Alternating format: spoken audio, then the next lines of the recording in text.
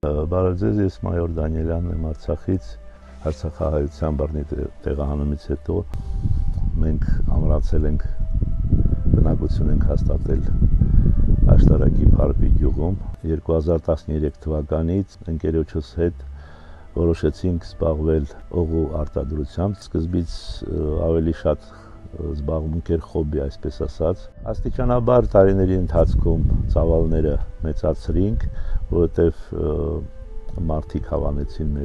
մեր արտադրանքը, մեր պրոդուկտը եւ շակի քանակությամբ վաճառում էինք ու մեր որոշակի ծախսեր հոգում դրանով։ Ամառը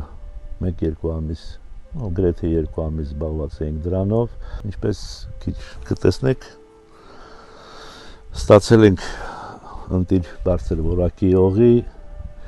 շշալցում ենք կատարել եւ պիտակներ կպցրել, արձագանքները գողացուցիչ են, իրացումը կամաց-կամաց ստացվում է։